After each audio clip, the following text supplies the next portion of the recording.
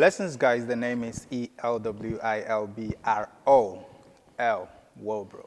And as you can see, today I'm sitting right here with one powerful man that we're gonna talk. Today we are just talking.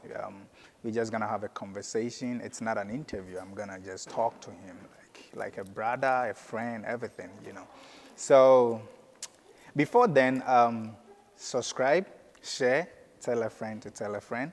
Something is going on. We're going to talk about his personal life and other things, and we're going to learn from him because I have a lot of things that I'm going to ask him. Okay, and along the line, as time goes on, there are so many things I'm going to do with him that we're going to share on this platform. So stay tuned, share with your friends, and tell them, because I keep telling you, El Wilbro is all about inspiring and fulfilling destiny.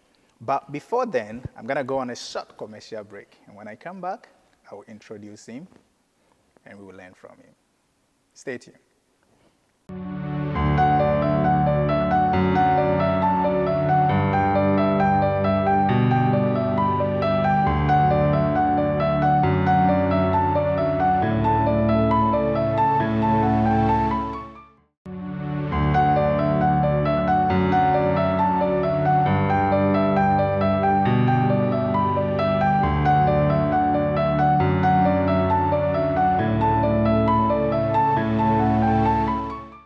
Okay, welcome back, guys. So the name is still Elwilbro, Wilbro. And today, I have him here. So I'm not going to waste much of your time. We're going to go straight and talk to him. Welcome, bro. What's going on, sir? How you doing? I'm doing great. How are you? Doing all right. Doing all right. Okay, so this is El Wilbro YouTube channel. And we're learning. We want to grow. There's some people that make some mistakes in life. We don't want to do the same thing and all that. But today I just want us to talk. I want you to introduce yourself, tell us who you are, what you do, then we pick it from there. Because there are a lot of things I'm going to ask you along the line because we want to learn from you too. Yeah. Not just about yourself, but the wisdom and the knowledge that you have, we want you to share with us too as we keep going. Okay, but today I'm just gonna do introduction and ask you some few things so that we take it from there. So what's your name? What do you do? Where you from and all that? Okay, are we talking about work, church, or like Everything. Wow, okay. Yeah. All right, so what up, everybody? My name is Jamal Brooks. I do a lot. Can I just say that? I do a lot. I do a lot. For work, I am a community engagement manager for a tech company where I work across the province with different communities, different individuals, getting them access to IT, IT training, IT certifications, and do that in many different forms and fashions. I'm also now in the process of setting up different IT streams for different demographics, Black youth, youth on social assistance, asylum seekers, refugee claimants, everybody. So it takes me like places like Windsor, Waterloo, Kitchener, Ottawa, soon to be Thunder Bay, and all over the place. Wow. So that is my full-time job. I also do a part-time job with the town of Ajax. So I oversee drop-in basketball programs. I'm at least 2 days a week. In church, I am the youth and young adult leader. So I work with youth and young adults, just providing resources, conversations about life, church, walking in faith, now entering this phase of being intentional about our faith. So working with the church, Progress Church, my church, don't know. I'm also part of a youth network called Christian Youth Connect, where you plan youth events across the city, whether it be paint nights, gospel skates, worship nights, connect nights, all of the above. I am married 8 years now, father of 2 young, beautiful girls. And yeah, educational background. I did social service work as well as recreation leisure services, as well as a general arts and science diploma, and many other things. Yeah, so in a nutshell, that is, I think, everything I do. Like, there's probably more, like family life, work life, other things, but yeah, that's pretty much it is, yeah. Okay.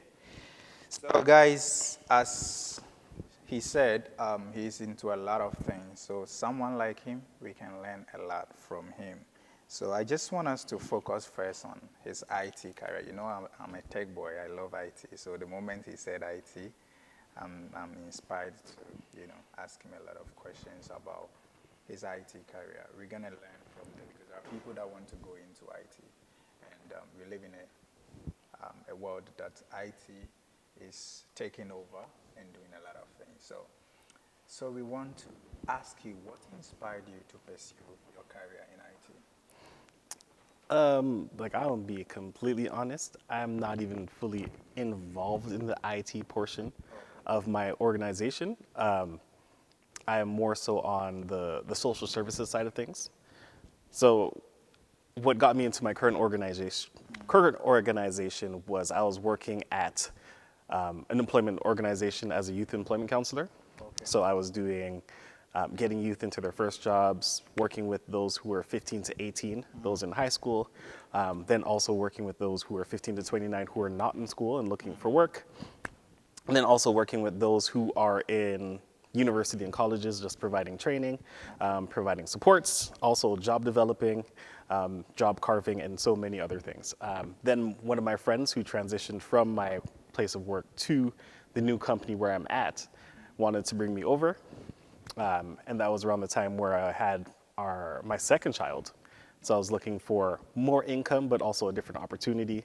That's why I made the jump. But also knowing about this organization when I was at my first place of work, like they did amazing work in the community. They were getting people jobs that paid very, very well because the tech sphere does pay well. Like you may start off on the lower end, but as you grow, get more certifications, get more experience, like that salary does go up. So made the jump, and now I use where I'm at as a resource to speak to different communities, especially my community. You know, being a young black man growing up in a very marginalized community, letting them know that there's different alternatives to employment. It's not just construction, it's not just retail, it's not just customer service. There's tech, there's so many other things you can get into that will pay you a sustainable income going forward. So that's kind of where I pitch my hat and saying, this is what people need to know about. Like whether you are born here, whether you are coming here, like this is something you can access where you can actually start making better moves in your life, making more money, making more choices with better income, because the less you have, the less opportunities you have. But the more you have, the more you're able to make that perfect decision on where you want to go next. So that's kind of why I made the move and where I'm at now. So although I don't know all the tech terms, I know how to navigate the system. Okay. So that's kind of where I'm at with that. Okay, so will you advise someone, or what advice will you give to someone who want to pursue his career in tech? Find programs that don't cost money. There are programs that There are programs that do not cost money. My organization itself does not charge anybody for training, certifications, support, nothing. Wow. There are other programs across the province as well as the country that also do not charge anybody anything Wow. to take training, get certifications, and provide job support into entering into the IT space. The problem is that the people who do charge promote more rather than the people who don't. So you'll learn more about like colleges, universities who are charging thousands and thousands of dollars for diplomas and degrees, but then people who finish those programs don't get into employment. They're struggling. Where you have programs from organizations who are funded based on how many people they get employed. Okay.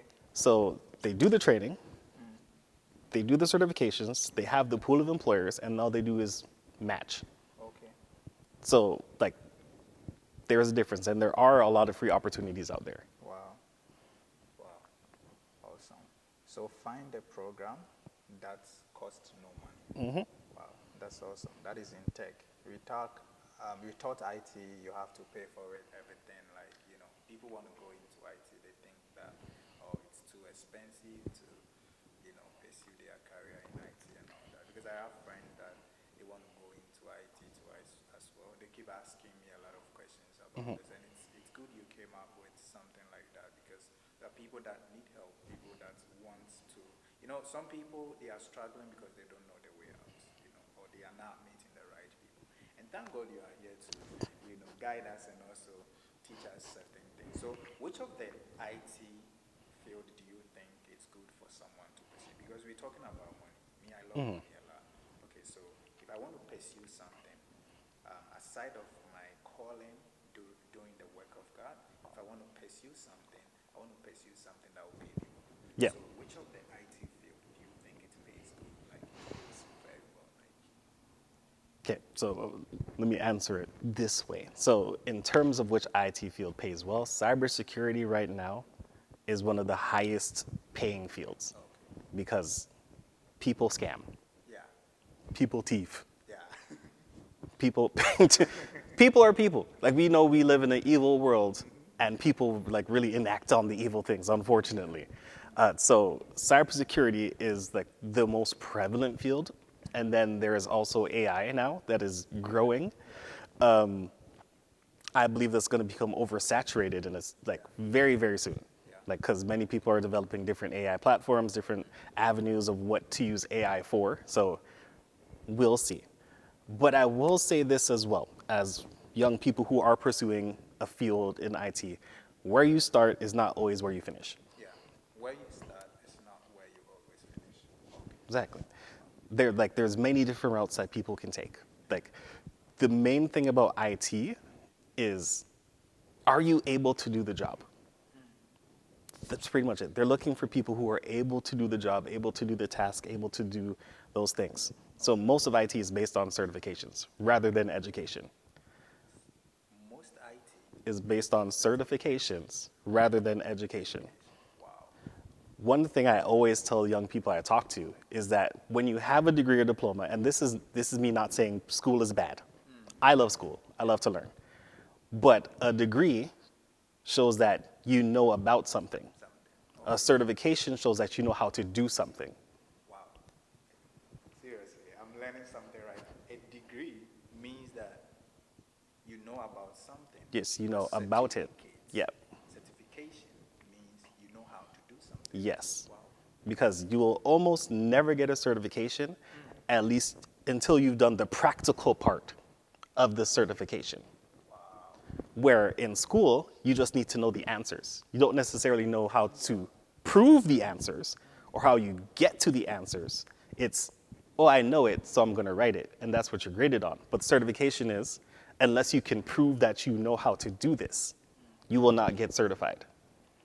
So when an employer is looking at a certification, it shows they know how to do this. This is why they have a certification. Wow. So someone can have a degree and someone can have a certification. And when they go, like looking for a job, they will employ the one with the certification. In the IT sector, most of the time, yes. Wow. Because if they're looking for a Scrum Master, let's just say a Scrum Master, there's not necessarily an education for Scrum, but there are certifications for Scrum. So like, if I'm looking for a Scrum Master, I'm going to see the one who's certified as a Scrum Master. Wow. So yeah, there's a lot of different routes in order to become employed, but the more certifications you get, it's the better you stand out when getting into the IT sector. So if somebody want to start, like somebody want to go into IT right now, what would be the option? Like where? Because you said there are some free education or trainings that they can take. So which one is best, or where should the person go? Like if the person want to start IT or like go into IT. Depends on what you're trying to do. Okay, so let's say I want to go into cybersecurity. Then you would need to find an organization that does free cybersecurity training. Okay, so your organization, do they free cybersecurity training? Mine does, yes. There's like certain criteria for you to get into that one, but there are other organizations that do it as well, where you take, it's like less criteria in order to get into it. But there are also many different platforms out there that allow you to micro-credential, so you can start building skill by skill by skill as you keep on going forward. So if you are looking to get like straight into cybersecurity, go for an organization that provides that security training. You just have to make sure you meet the criteria. But if you want to try to attack it down the line, then micro-credential until you get to that that point where you're able to then fully transition. So do I have to have like an IT background before I can start like pursuing a career in IT, or like I can start even if I don't have a background, like any IT knowledge? You can start without a background. Okay. Like a background does help. Okay. It does help because it allows you to understand better. But if you don't have a background, it just means you start foundationally and then you build. Wow. That's awesome. So I've not started with you yet because I think he has a lot to tell us, because right now I've learned a lot from him. But I want to switch from that part and I want us to look at overcoming adversities. Okay, so I want to ask you, what's the biggest challenge you face and how did you overcome it? There are so many. Shoot. Ugh. I don't even know where to start. Like there's, in my many years on this earth, because I look younger than I actually am. I'm 2 years from 40. Oh, wow. I know I'm there. Yeah, I can't necessarily identify one, but I will say like most of the times when it comes to like dealing with roadblocks and obstacles is more so about knowing your own worth and value when you are addressing certain situations. Like when it comes to not getting a job or getting let go from a job. I remember, okay, I'll use this one example, which was really bad. I went for a job. I was working at a place as a recreation coordinator for a condominium. Okay. One of the worst jobs you'll ever have. I give some examples. The board members in the condo were tyrants. Like they want to go to the gym, no, like there would be no machines. They'd come out, tell me just, oh, these people are using the machines. They've been on it too long. Kick them off. It was like they pay maintenance fees and all this stuff for the condo. Like they should use it. There were other times where there was one time that this guy was practicing sword fighting with an actual sword in the squash court, and they were like, hey, go kick him out. Like, why? So he can slice me up? Like, I'm just trying to work, getting minimum wage. I'm not trying to get sliced up. And like other things. So I ended up finding another job as a recreation manager somewhere else. During the interview, I was interviewed by two of the managers, not the owner, where they were going over hours. I said, I can only work daytime hours because this is the time at my old church where I was also doing youth ministry over there. Wasn't able to give up my evenings, no Bible study, youth meetings, all that stuff. They were like, it's fine. Signed the papers. They hired me. We're good to go. So 2 weeks later, the owner wanted to meet with me, drove over to the office. He's like, you know what? We're letting you go. I was like, why? He's like, because you can't work evenings. I was like, but you hired me based on the fact that you knew that I wasn't able to work evenings. So I was like, is there anything I can do? He's like, no. So it was like, no remedy, no nothing. I went from having a job, switching to what I thought was a better job.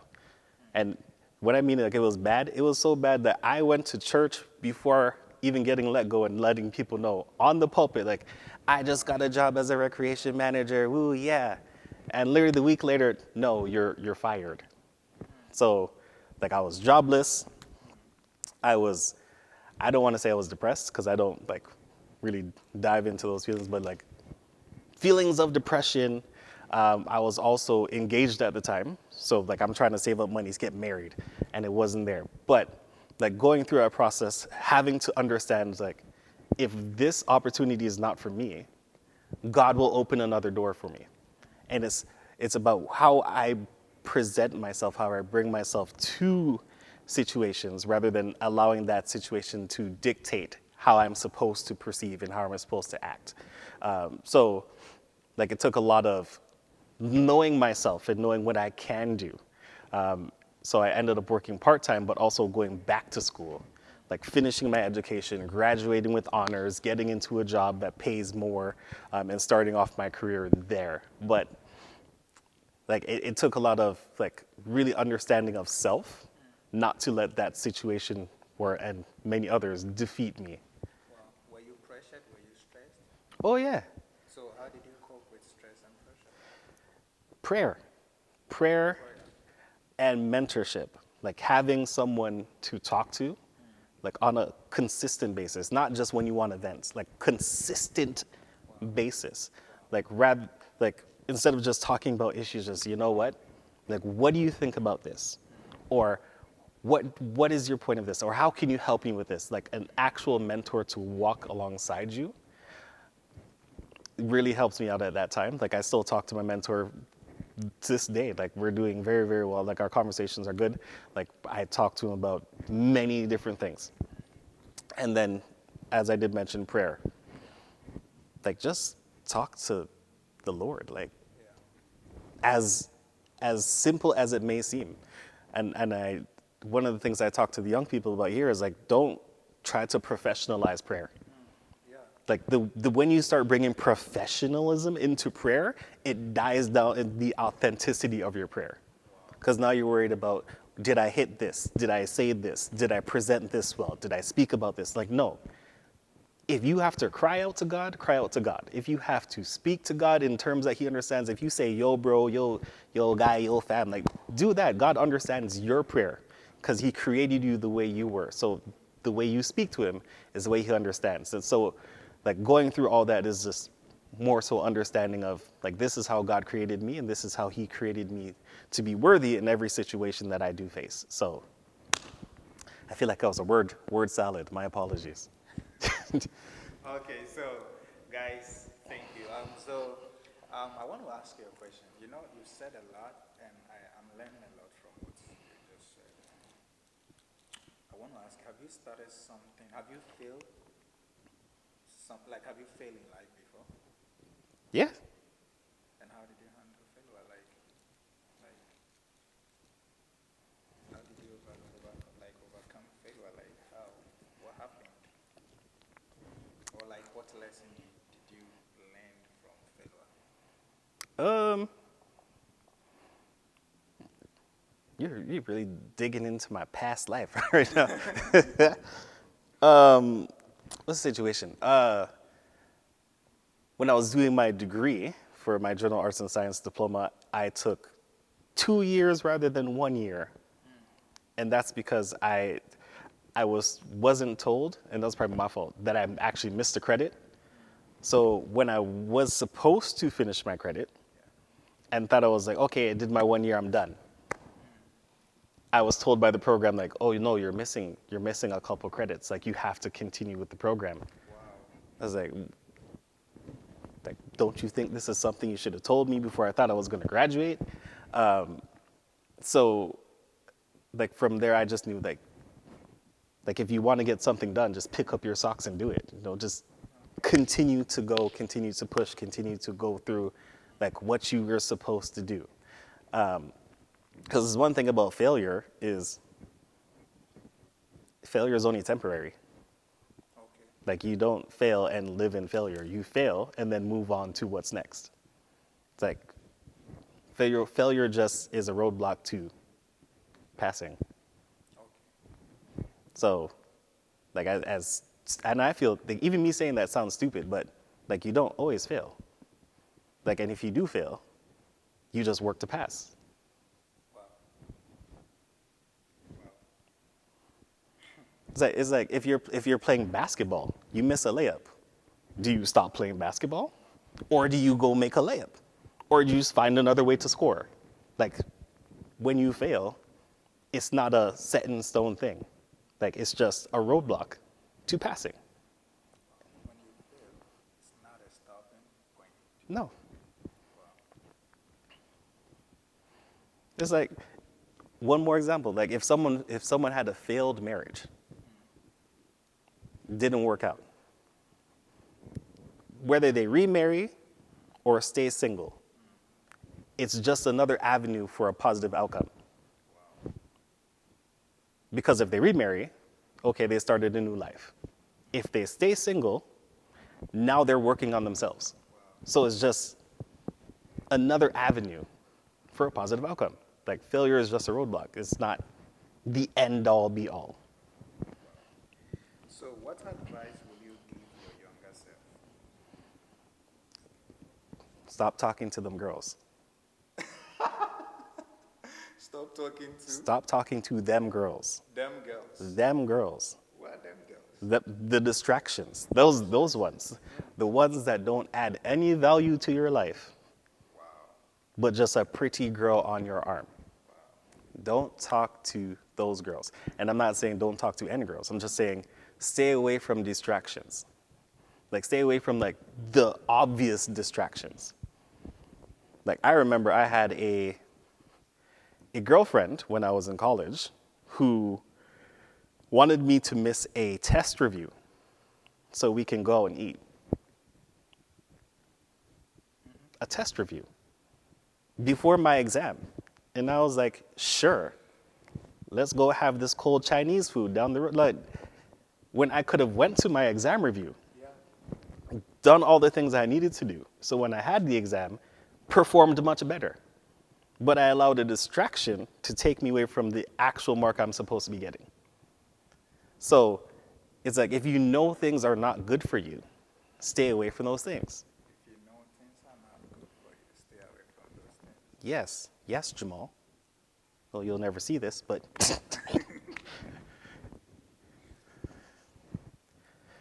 I'm learning a lot. Man. Like, it's deep. You know, it takes wisdom to understand what he's saying. Like, you have to pay attention to understand what he's trying to say. You know, stop talking to those girls. that's for the young men. And for those young girls, stop talking to those boys. Okay, not Yeah. for only young men. Well, listen, some of you young girls out here talking to men who are unemployed, don't go to school, work only part-time, but don't want to work anything more than part-time hours, drive their mama's car, and have no aspirations of leaving their parents' home.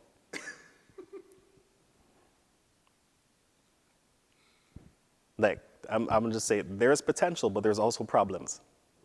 Like, if the problems outweigh the potential, don't do it. Okay. Don't. What legacy do you hope to leave? Because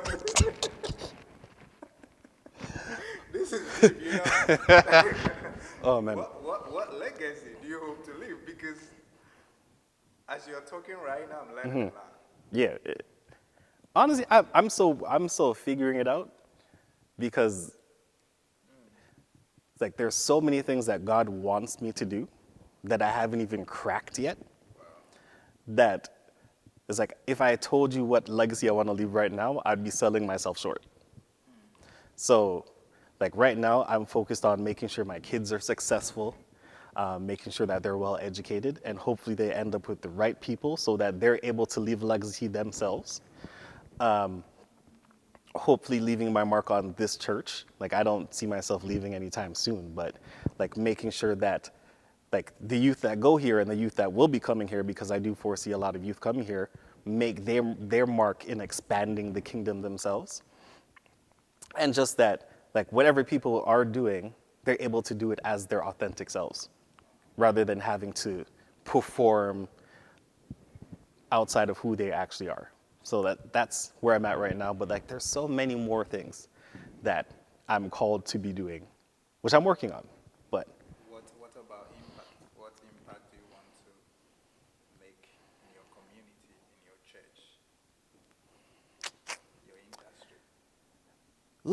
in my community, it goes along with just having people like be the best versions of themselves, but being able to have the capacity and resources to make those decisions on becoming the best versions of themselves. That would be my community and as well as my work. In this church, like I just want this church to be packed out. Like eventually, I would love to see our church go to 2 services because we have too many people in this church. Yeah. Yeah, like that's what I want. I want people to come just feel at home here.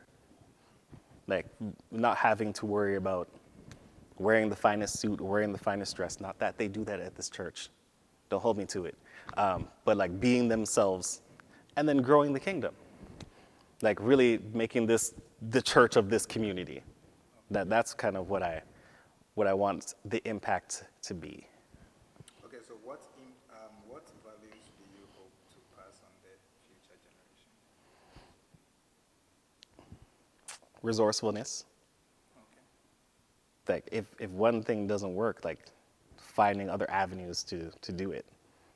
Being generous and thoughtful, like thinking about other people, not just yourself. Like it's hard to do it in this world, unfortunately, because there's a lot of policies and systems in place to make it just an individualized thing. But like when you bring other people with you, the results are so much better. So like being generous, being thoughtful, being a team player would be another one. And then just being yourself. Like I'll say that so many times. Like be yourself. Like when you see me speaking up there, like that's me being me. Like I'll crack a joke in between being the most serious person in the world. I can talk about sin, the devil, and then say the devil has ashy feet. Out of nowhere, just like, yo, the devil's ashy. Like, don't believe him. Like, we don't trust people who don't lotion them skin. But like, I say that because it also like shows a side of me that connects with people. And I think when you are yourself and people can see that, that is what connects with them better than just presenting something that they probably see on a TV. Who knows? But those are like the main values, like authenticity, generosity, togetherness. Like, You're married. I am married. 8 years. September 16th was my 8-year anniversary. 8 years? 8 years. Wow. How many kids? 2 kids, 2 girls. Do you want to share something with us? 2. Because I think our generation, it's hard for people to, some people are saying it's hard to find someone to love you. And some are saying marriage comes with a lot of challenges. Mm-hmm. You know, so your personal experience, we want to learn from you. I want to learn from you. Well, you got to know that first, love is an action word. Like many people just see it as a feeling, but love is an action word. So when you're trying to find someone to love you, that person has to choose to actively engage in the act of loving you.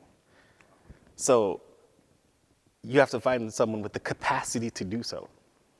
Because a lot of people don't have the capacity, I'll look here, because they're unable to love themselves. So, like, before you find someone to love you for who you are, you have to understand who you are first.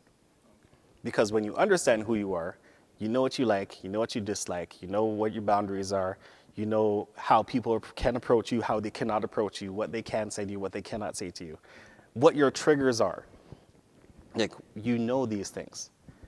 So when you know these things about you, when you go look out for people, you can now run them through this filter of, do they fit these markers of how to engage with me? If they do, perfect. Now you can approach. If they don't, then who knows? But I will say this, there are a lot of people out there. A lot. Many. There are so many. You'll find somebody. You will find somebody. It's hard, man. It's very Not really. As a young man, I will say this. As a young man, it's hard to find the person, but it's not hard to see people. for that one, it's not hard. No. Oh, no. Go to any single event. Any. I put them on sometimes. I have to clarify. I put on some single and dating events. I don't go single because I'm married.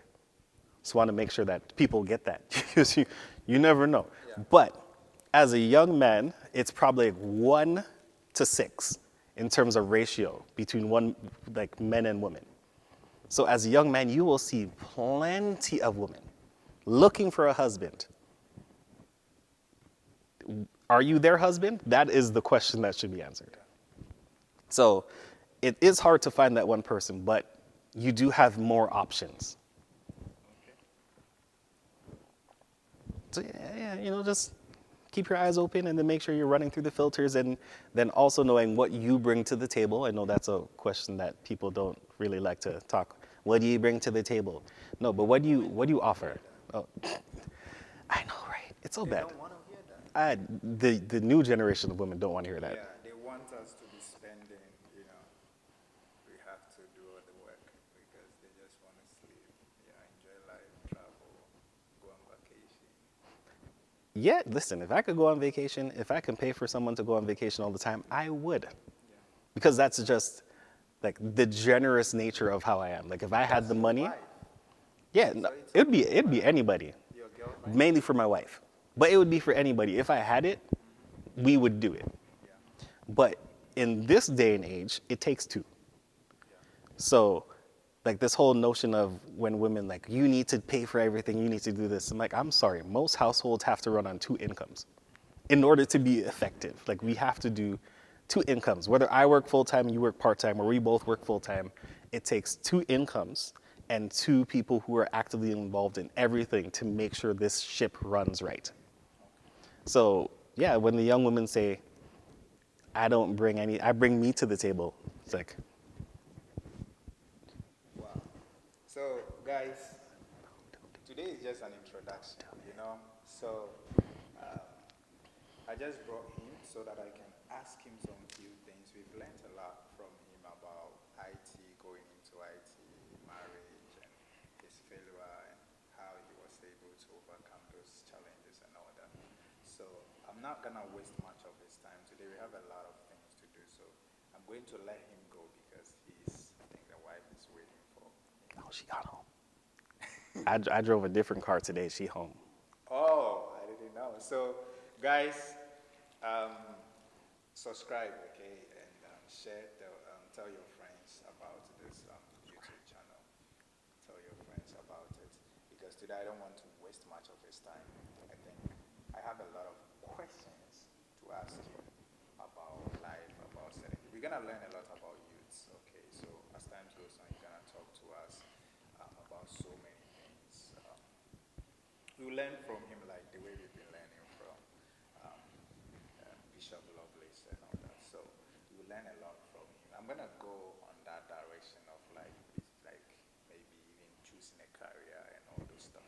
So today we just came here for introduction, and I want to thank you for your time, bro.